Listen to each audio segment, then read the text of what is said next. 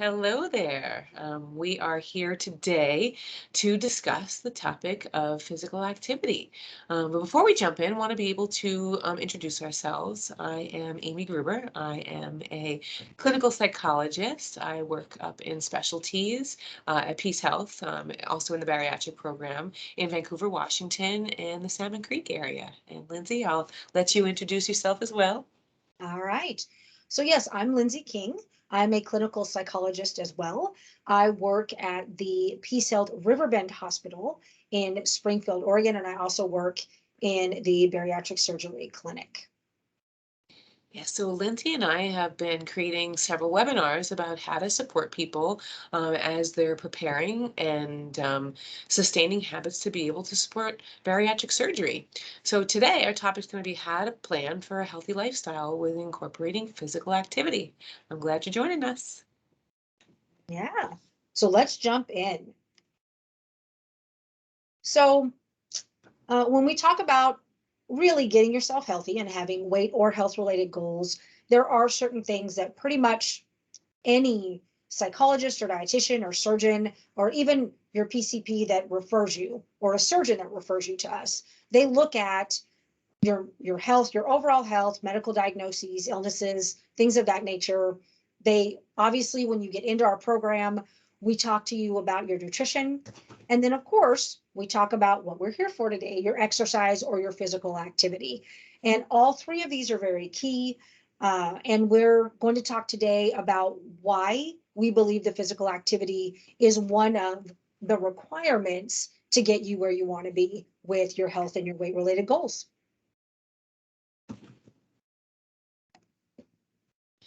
So a physical activity plan, physical activity is definitely a necessary part of being able to lose the weight and also being able to maintain weight loss. Um, so if you have a routine, a physical activity related routine before your surgery, you are much more likely to be physically active after your surgery as well.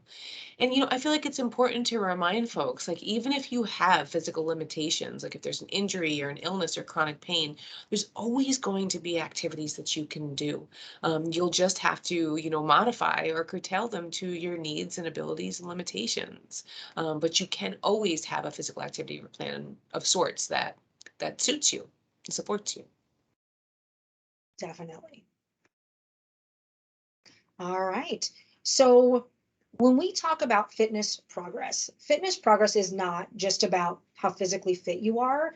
It's actually incorporating a healthy lifestyle. And you can see from the slide here that when you're thinking about being physically fit or having a healthy lifestyle, that takes into account many, many different areas. So again, like we said earlier, you're going to look at nutrition, you're going to look at your physical activity, and you also look at whatever medical issues or medical diagnoses you have, because that's a part of it. But you also look for what's your hydration like. We need to get that where you need it to be. We look at whatever your goals are, and then we look at your mindset, because your mindset also has to be in that health related way where you're very focused on the things that are going to get you healthy. And all of these things incorporate what we're talking about today. We want to be able to cover some myths about physical activity. Number one, I'm physically active. I can eat whatever I want, whenever I want. Yes, not accurate, not true. I wish it was, but sadly it's not. Um, Number two, I must work out really hard and for a really long time to lose the weight I want to lose. Also, not true. And thank goodness that that was not true. Number three, if I have a physical limitation, chronic pain, injury, illness, I can't work out. As we've already touched on, it's not accurate. There are definitely strategies and routines that you can incorporate, that you can rely upon, that will support you.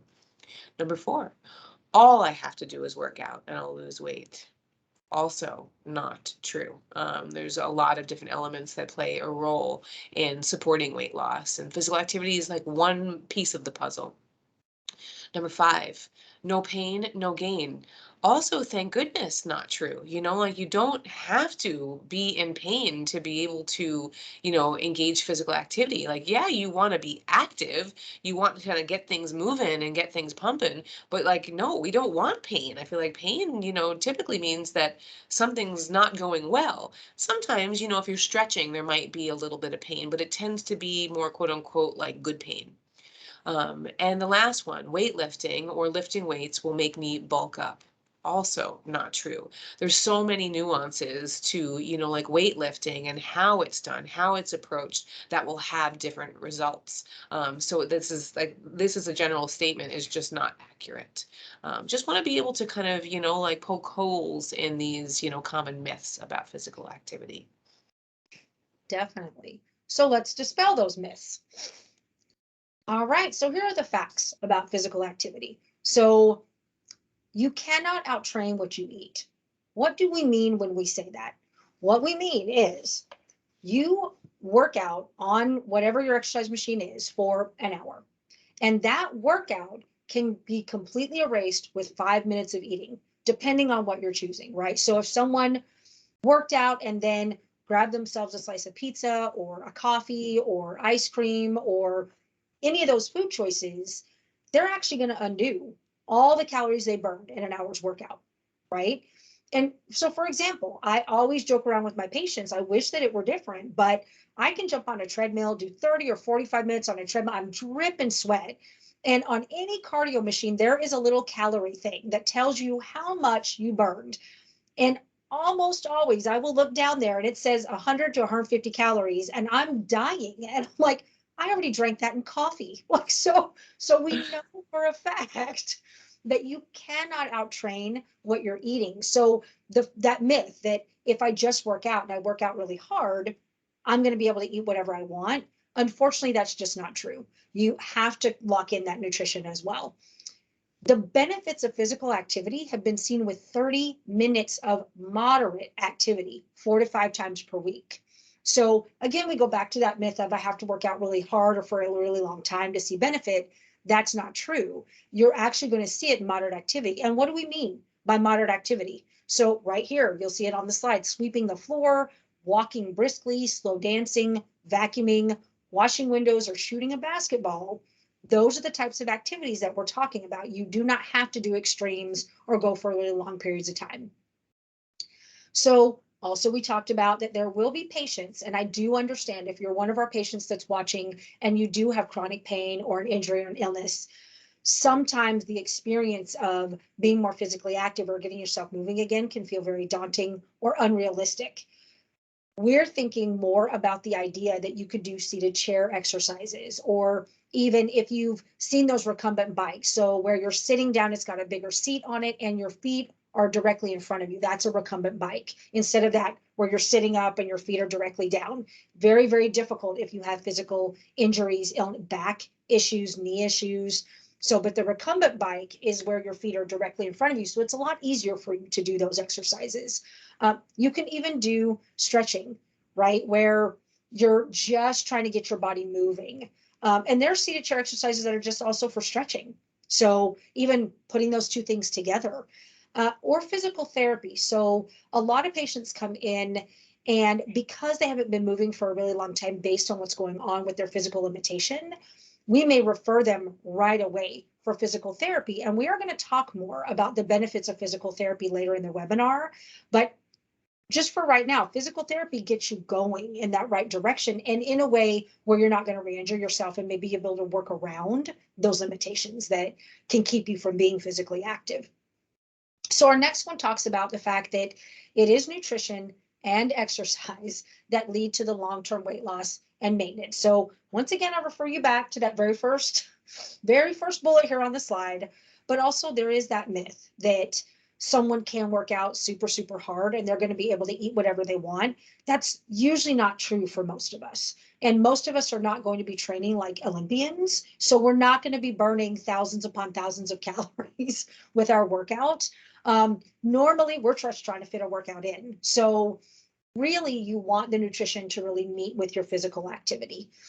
You do not have to do extreme intense exercise to lose weight. Again, see that second bullet, and what we've talked about for most of, the physical activity webinar so far. You do not have to do extremes. You do not have to be working out for hours and hours a day to see the benefits of physical activity.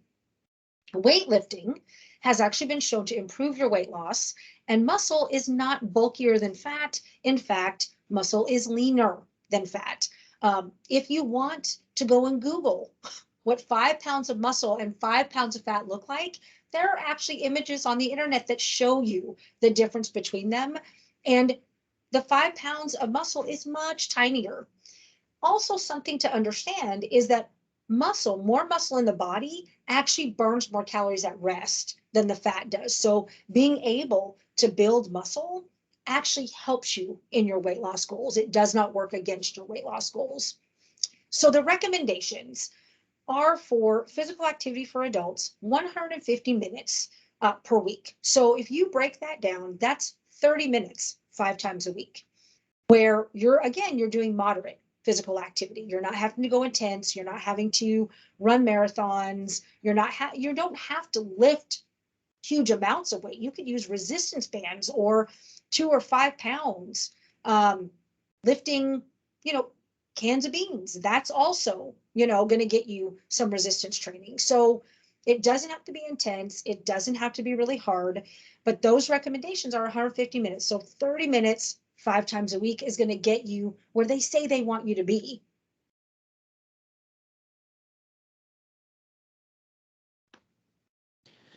How to begin a physical activity routine. I feel like getting over that first hump can be really hard for people. You're building a new habit, you have to figure out how to implement it, how to initiate it.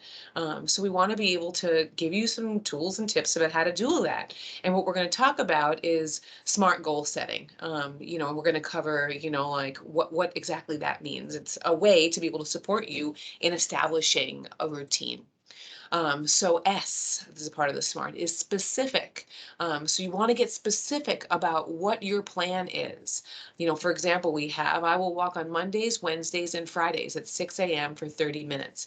That is really specific about exactly what your plan is for the week. There's no mistake in there. You're not just saying I'm going to walk 3 times a week, for 30 minutes. You're saying what days it are. You're building in a commitment so that there's a specific expectation there. Measurable. I'll write my goal down on my calendar and measure my progress every Sunday. So it's important to have measurable goals because then it's really clear about whether or not you are meeting the goals, and you can feel good about measuring your progress. Like you know exactly what it is that you're expecting yourself to be able to do. And it's nice to be able to measure progress when you're making progress. And achievable. With my current work-home life schedule, this goal is doable. That is such an important one. These goals have to be achievable. If they're not achievable, you're not going to be able to do it. You're going to feel pretty badly, and that will work against you as opposed to support you in establishing this routine. And realistic. So this is like probably one of the most important pieces. If your goal is not realistic, it's not going to happen. So it's very important to set and like to know what a realistic goal is and to set realistic goals. So the example here is I can realistically walk for 30 minutes 3 times a week with my schedule and physical abilities. So important to kind of recognize what is realistic both for your schedule and also for your physical ability. And then the last piece, the T, is time sensitive. I'll work on this physical activity goal for 1 month, assess my progress, and then increase this goal by 1 extra day per week for 30 minutes of walking for the next month, or 10 extra minutes of the days I already walk for 30 minutes. So you're thinking about like setting a time frame for when you expect to complete this goal by, so it doesn't kind of get dragged on forever and ever. It's important to kind of put a time limit on a goal that you're setting so you can reassess and like, how's it working? Did it work the way that I planned and intended? Do I need to add more? Did I not meet those goals? Do I need to kind of trim off a little bit? Was that not realistic? If you can do that, like set a time limit and then reassess, it's going to allow you to figure out like what's working and what's not working. Can you intentionally, increase to the next kind of level, or, push yourself a little bit more? Or do you have to kind of pare back a little bit so that it can be realistic and achievable? Definitely. I like what you said, that the achievable and they realistically. All of these are very important, but it is the idea of they have to be achievable and realistic, because you can set yourself a goal that is it's a great goal and it's something that you really want to get done and it's really good for you and it's going to make your life, your quality of life better.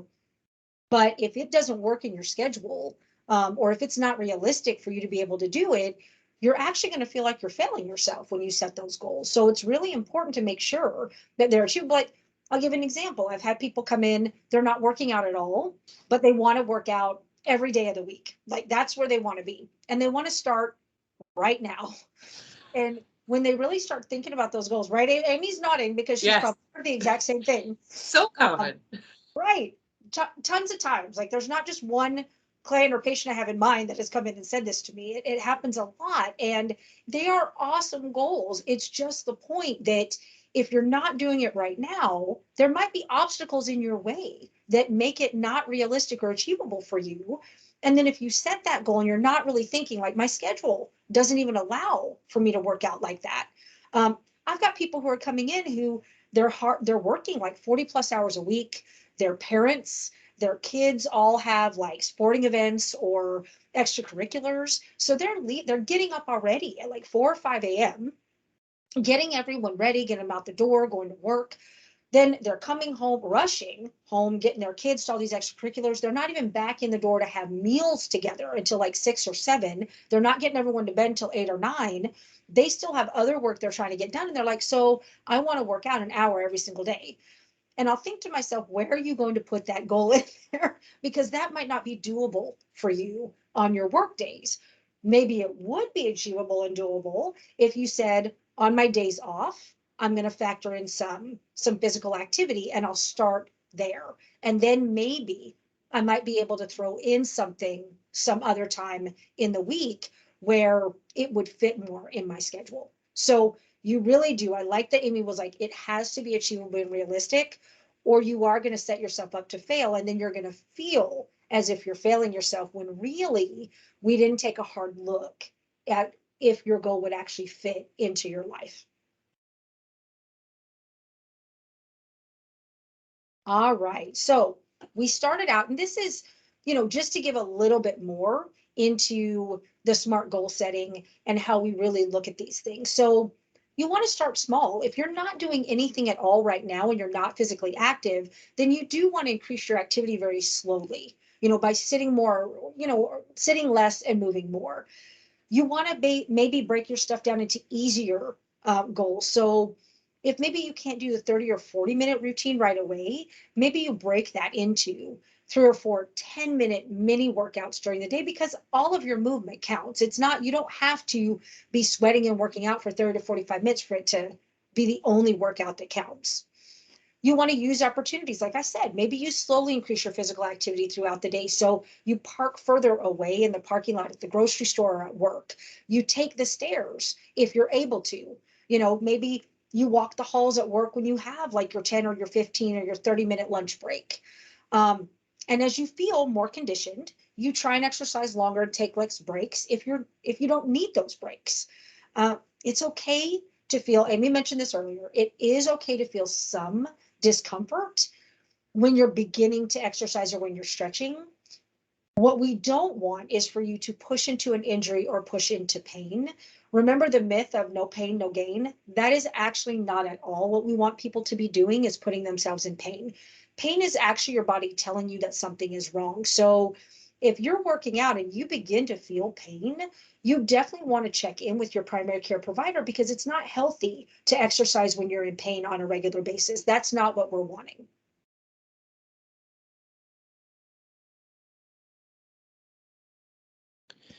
Motivation to exercise. You're not always going to be motivated to exercise, but there are techniques that we can use to increase exercise on the days that you don't feel like exercising, like to be able to push through the lack of motivation, that hurdle, that hump that you might feel. Um, One great idea that can be really effective is listening to music as you're getting ready to exercise. Like listen to a song that, like quote unquote pumps you up, something that gets you excited. Oftentimes there are certain music that will make your body want to feel like it wants to move. Music can definitely be really inspiring, really motivating. Music has, like there's a lot of associations and it can have a significant impact on us. So that's one, really effective way to be able to kind of, like push through a low motivation dip. Um, stretch. Stretching is, doesn't take necessarily a lot of motion. It's kind of slow. It feels like self-care.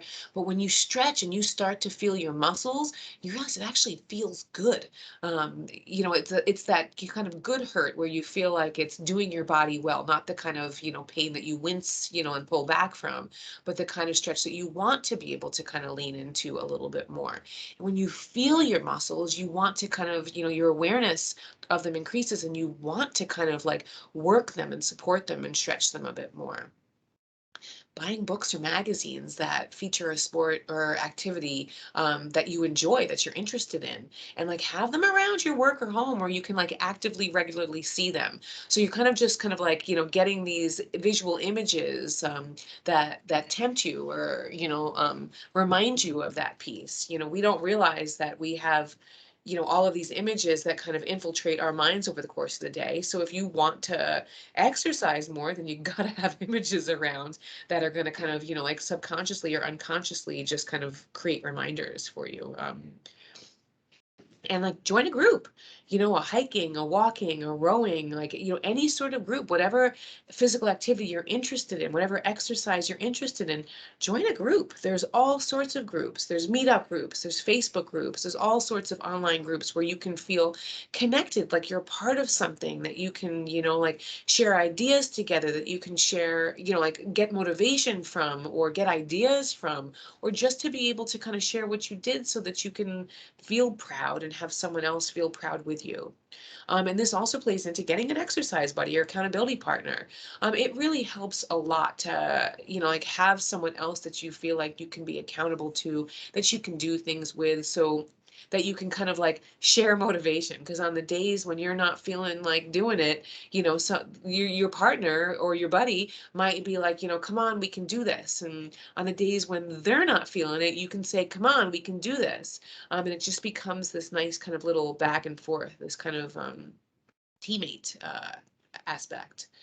And then purchasing new exercise equipment or workout clothes. If you have something that you've looked into, that you've, spent money on, you're going to feel excited. You're going to feel like you want to, use that thing or put that thing on.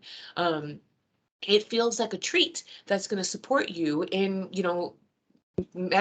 obtaining your long-term goals. If like one of your long-term goals is to really kind of have an exercise routine down, have a physical activity routine down, then like having something new and exciting, just adds a little bit of like flavor and an extra piece of motivation to do it.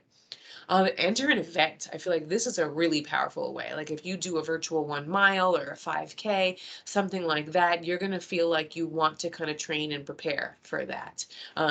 It allows you to kind of have this goal that you're going to be kind of moving towards and something to look forward to, which can often be really motivating. And then starting a pre-exercise routine, that kind of like incorporates, like several different elements of this, where you're turning on the music, you start by stretching, you've got like a motivating, phrase or word or like a mantra of sorts that kind of like gets you in that mindset. We don't realize how powerful our words can be, our self-talk can be, our thoughts can be. If we say, I don't want to, I don't feel like it, that's just going to reinforce the I don't want to, I don't feel like it. But if we say, like, I want to exercise, I want to feel good, or I'm going to feel great after I do this, that's motivating. Whereas a negative statement, when we focus on, the part of us that doesn't feel motivated, it's going to decrease our motivation further. So it's just our language, our thoughts, what we're saying can either pull us towards less motivation or increased motivation. And then put on your workout clothes. Once you have your workout clothes on, I feel like this is a trick that I tend to use a lot. I put my workout clothes on. As soon as my sneakers are on, I feel like I can, I don't know, I feel more grounded. I feel suddenly stronger when really nothing's changed. I just have my sneakers on. But it makes me feel like I want to be active, and automatically I start stretching and I just like, I feel more ready. So these are all ideas. These are all tricks about how to kind of push through, like, humps or hurdles of low motivation to be able to get more aligned and in touch with the motivation that's going to support you in making it happen for yourself. So try them on, so to speak, play with them individually, make a routine out of several of them and see what works for you. Get curious. Yeah. Yeah. Well, and definitely mix and match, right? It's some things are going to work for some people. Some other things, aren't. And so you try things. If it didn't work, you kind of throw it out and you try different things. Because as we said on the very beginning of this, you're not always going to be motivated to be physically active. There are lots of different tips and techniques, and we're going to give you a few more on the next slide because there's tons of different things you can do. So while you're actually exercising. So this is, sometimes people have the motivation, or struggle with motivation to start to exercise. Sometimes people are doing it and they don't like it. And so that keeps them from doing maybe the full workout. So you can use distractions while you're exercising. You can listen to podcasts or music. You can watch a TV or a movie. You can use imagery while you're exercising, right? Like to be motivated to complete your activity. So you can think about where you want to be for that health goal, the way that you're going to look, the clothing you're going to wear, vacations you're going to take. You can plan your workout into your schedule. So put it into that phone calendar, or if you have, like myself, I have an old school calendar that I write stuff in. Put it in there and honestly make it like an appointment. So if you said you're going to work out at 4 p.m. or 5 p.m. or during your lunch, and someone says to you, oh, let's go and do XYZ, you look at your calendar like, this is an appointment I'm going to keep for myself. It's not an optional thing for me. It's actually something that I put in my calendar so I wouldn't schedule anything else in there. If you start getting bored with an exercise routine, I hear this a lot where people are coming in, maybe at the beginning, they were super motivated, they were going to this class or they found this workout video and they're really liking it. Um, we're jumping on a treadmill, they're doing a cardio, and all of a sudden, just like, I'm really getting sick of what I'm doing.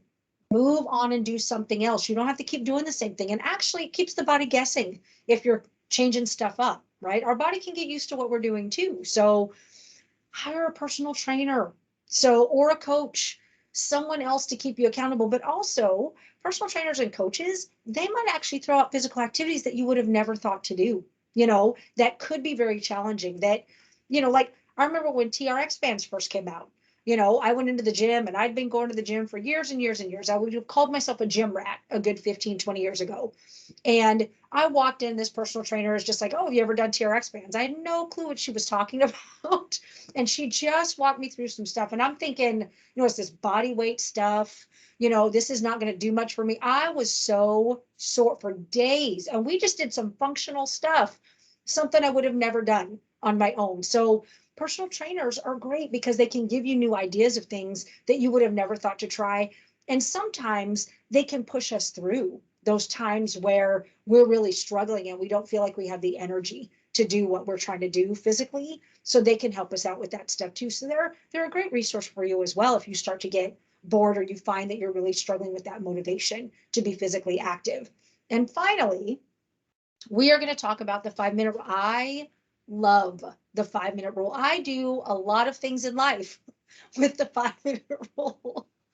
I do too. This is one of my favorite rules.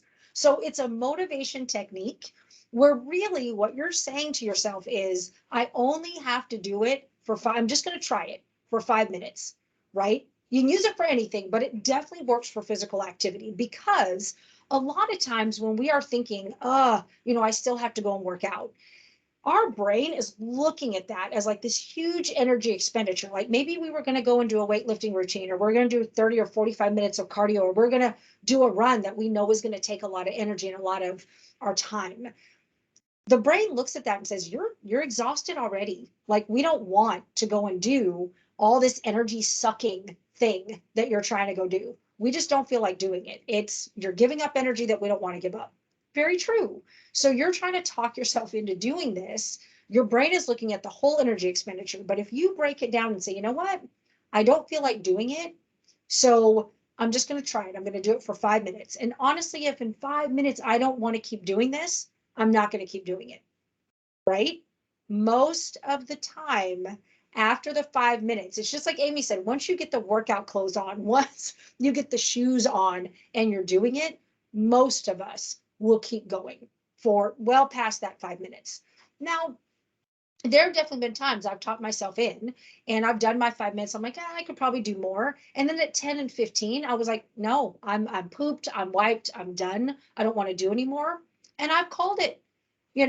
I've still gotten 5 to 15 extra minutes of physical activity that I would have gotten otherwise. So, and like we said earlier, it all counts. So the 5 minute technique, you can use that to really kind of just help yourself through that motivational goal, especially when you just don't have the energy or you've had an exhausting day and you're like, I'm already exhausted. Even if you just get that 5 minutes, you've done more than you were going to do if you just talked yourself out of it completely. So it's a great rule.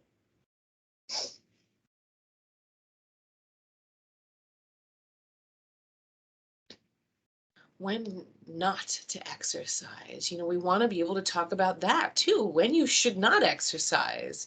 So we're going to cover some, times when you should not exercise, but these are, it's not an exhaustive list. Just want to kind of get the conversation started. If you have a fever, you should not be exercising. If you are sick with the flu, you should not be exercising. If you've had a recent asthma flare up due to some sort of respiratory infection, if you've had a recent concussion, if there's an old sport injury that's kicked back up and bothering you, if you felt a sharp pain the last time you worked out, that's something that you're definitely going to want to get checked out before you jump back in. If your back is hurting, if your PCP or any surgeon has advised you against physical activity, or if you've been told that you need a surgery and you're advised to only engage in physical activity does not further harm you or the injury. A lot of these things that we're talking about are medical or, like physical health related. It is really important to pay attention to the body and to, figure out what your body needs and when exercise actually will not benefit you, when you actually need to rest and recuperate or gather more information before you push forward. Yeah. Yeah. And the reason that we're covering this is we do understand that once someone has worked really hard and developed a physical activity routine, they do not want to get out of their routine. Um, and it is difficult. I mean, there's research that talks about like once you fall out of a routine for physical activity, it's very, very hard to get back in routine. So we do understand.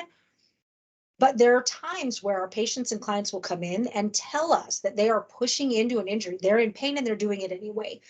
That's not healthy. And I understand the dynamic, especially in our society where you do physical activity and you eat what you're supposed to be eating. You do physical activity, this is how you're going to get healthy. This is how you're going to lose weight. Yes, all of those things, they're wonderful things. Physical activity is a wonderful thing. Mentally, physically, wonderful thing. But there are times where when you are doing it, and these are some of the times where you're actually not being healthy in engaging in physical activity, but you're saying it's in that way of health. So we know that it's not in that way of health because you're telling us that there are reasons that you probably don't need to be physically active. So those are the times where you want to rest and you want to recover because recovery is just as important as your physical activity for your body.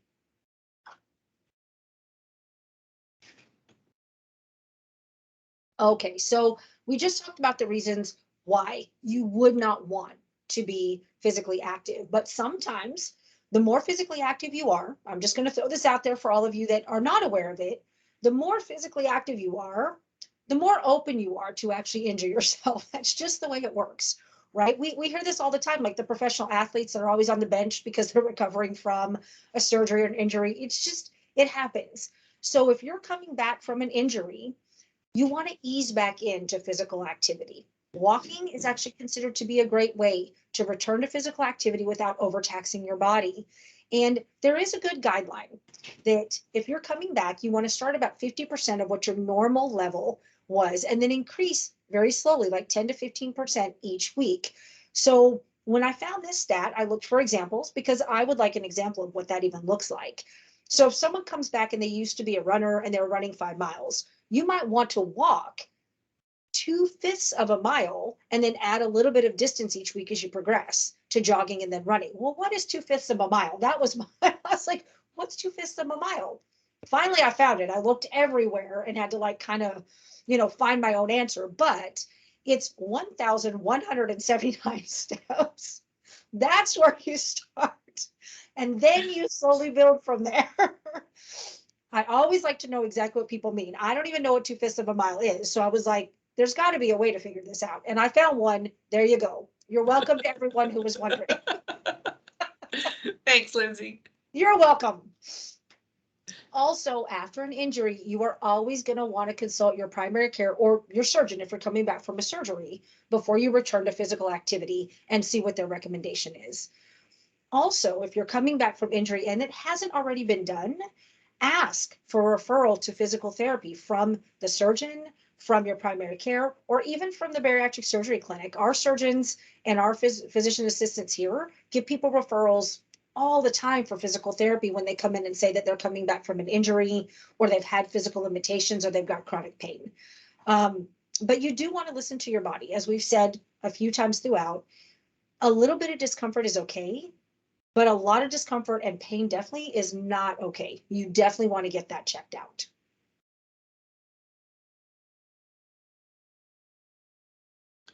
Physical therapy, like physical therapists, PTs can help us to maximize our movement. They can create a treatment plan that's going to help you improve your strength, your stability, and your movement in a thoughtful way. They're going to cater this to your body. It'll be like an individualized plan for you. It's also going to help you to get the recommended amount of physical activity for you. Where should you start? They can help you create a safe and effective program to just get you moving, show you proper form, and prevent injury. The more tips that you can get that are specific to you, they're trained to do this, to kind of like, really look at you, your individual, makeup and what you need.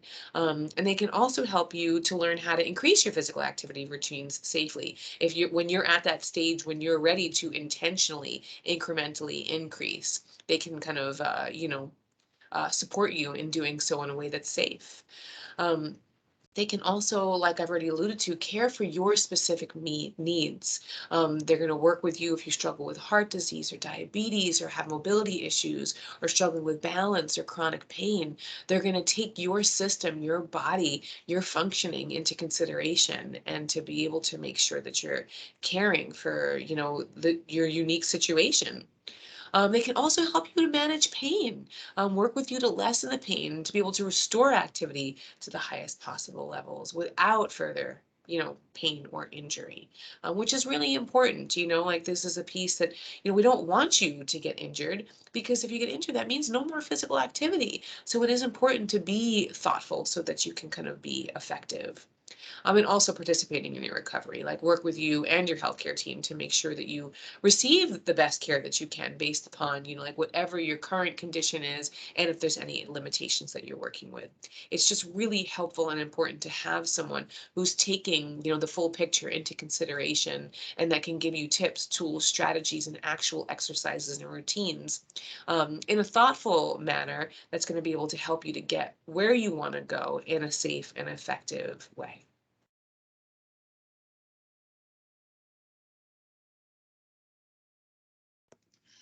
Okay, so as we've said, um, physical activity and building that routine can be very, very difficult. We struggle with motivation a lot of the time.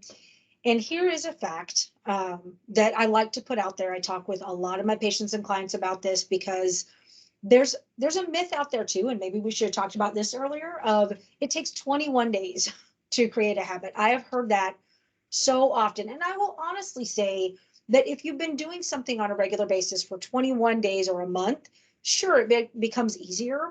but there's a lot of research out there that really talks about creating habits when it comes to physical activity. And the truth of the matter is, it takes 6 months to sometimes a full year for you to actually make exercise a habit for yourself. So I don't know about you, Amy, but I've definitely had patients come in and say they were working out for 2 or 3 months. Something happened in their routine, it threw them off, and then they're completely off. And they're like, why is it so hard to get back?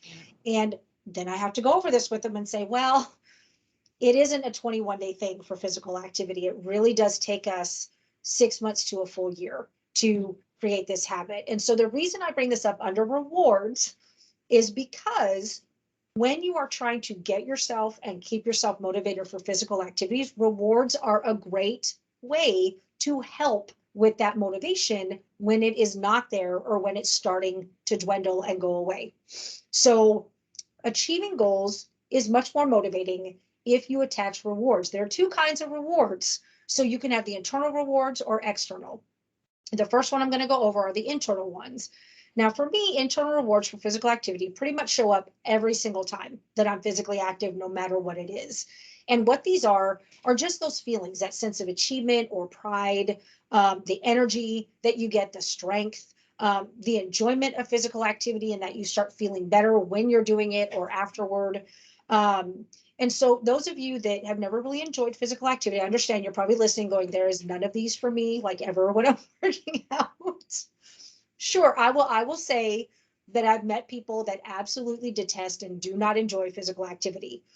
One of the things I also will say to them and challenge them is to try to find something that they actually enjoy doing, because maybe they've stepped into physical activities that they know would help with weight loss, but they don't actually enjoy.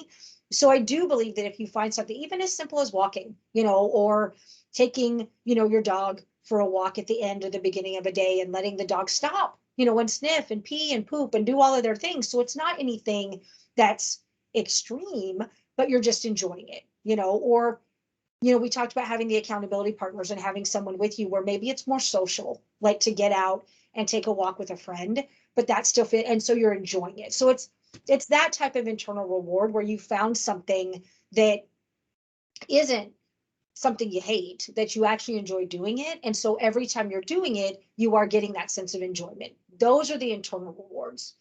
The external rewards are the ones where we're picking what I call treats that we promise ourselves when we've achieved a goal. All right. So this can be anything. Obviously, you want to pick something that would keep you motivated for the goal, that you desire enough that you would keep doing your goal and stay not really necessarily motivated, but you're picking an external motivator that kind of pushes you during those times when you're not motivated. And so this can, again, it's anything, but it's something that would mean something to you that you would really want. So it could be buying yourself clothing, going to the movies, taking yourself out for a spa day, buying yourself a power tool, going on a vacation. So it could be anything, but it does need to be something that you would truly desire that would keep you going. And here's the caveat to this is you don't give yourself the reward if you didn't achieve the goal. That defeats the whole purpose. So if you say, I'm going to take myself out for a spa day or a staycation if I do XYZ, you don't meet that goal and you're like, I'm going to take myself out anyway. It doesn't really help you to stay motivated for your physical activity or whatever the goal is if you're going to reward yourself anyway, because then you're just kind of letting yourself off the hook. So only let yourself have that reward if you did your goal, right? And so again, if you don't achieve the goal, you can reset and say, okay, I really want this reward, so I'm going to try and do this again for next week or the next month, however long that goal is. And then when you do achieve that goal, then you can take yourself out for the reward. And it really does help with that sense of motivation.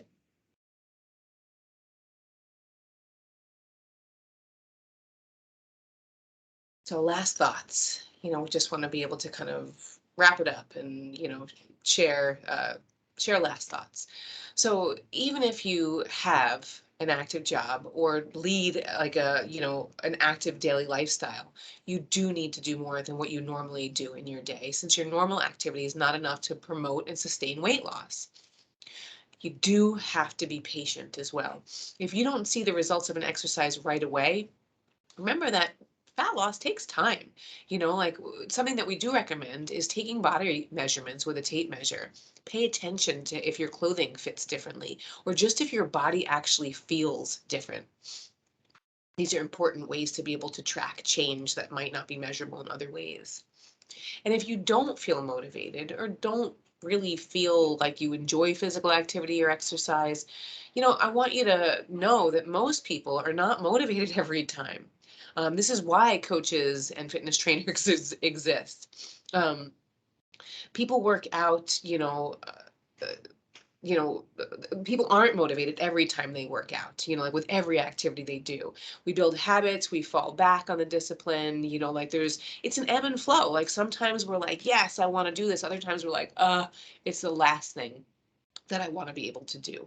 And it's important to kind of like normalize that and recognize that it's something that happens for everybody. And that's why, if that weren't the case, we wouldn't have to provide tips and tricks about how to push through those, like low motivation moments or hurdles or dips. If you feel like you're too busy or you don't have the time, the fact is that we tend to make time for what's important to us. It may be that you have to break the activity up, like we talked about, breaking it into 10-minute intervals activity throughout the day, to get up earlier, to be able to find ways to kind of, inject it throughout the day. If you don't feel like it's reasonable or realistic to be able to kind of carve out 30 minutes. So 10 minutes here, 10 minutes there, 10 minutes there, 5 minutes here, 15 minutes there, like another, like 10 minutes here, whatever you can do, like whatever's going to make it actually happen for you.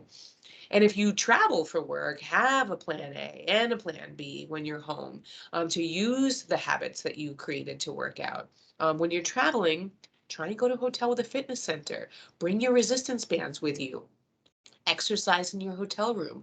Research, like what might be a good outdoor, like, walking or running path. Bring your exercise videos with you, whatever it is, just to be able to kind of plan ahead to make sure that you're supported in all the ways that you need to be.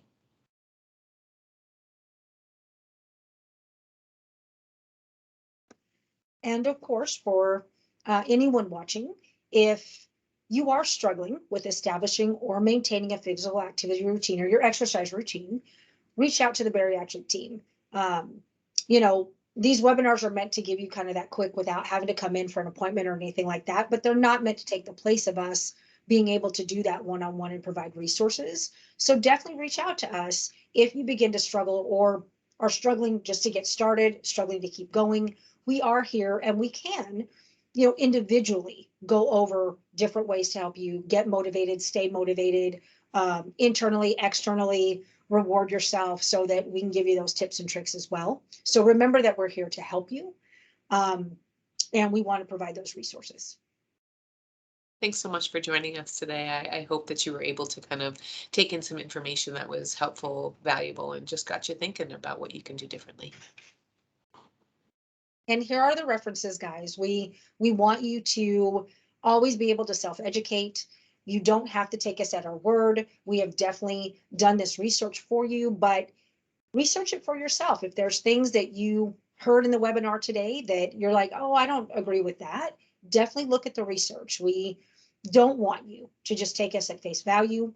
I'm very much a proponent of self-education. So take a moment, write this stuff down. No, it's a webinar, so write these down, pause it, take a picture of the references so you can find them later. But definitely take the time to look into this stuff if you want to know more. And thank you to everyone who joined us today. I hope that you were able to take something from the webinar that you can use and help you with your fitness activities and health journey. All right. Take care, everyone.